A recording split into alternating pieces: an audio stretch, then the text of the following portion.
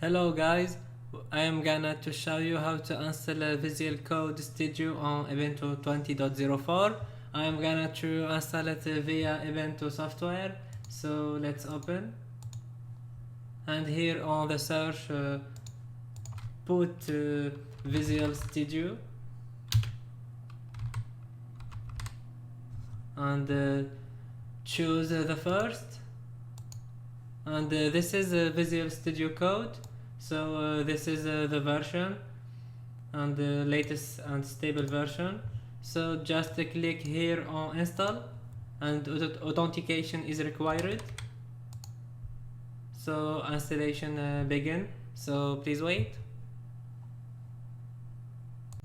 Installation is finished. Let's open Visual Code now. So here search for Visual Studio, and just click and waiting for open, and Visual Studio Code here is. So installation is finished, and this is Visual Studio Code, and that's all. So thank you for watching, and please do not forget to subscribe to the channel, and see you on the next tutorial. Goodbye.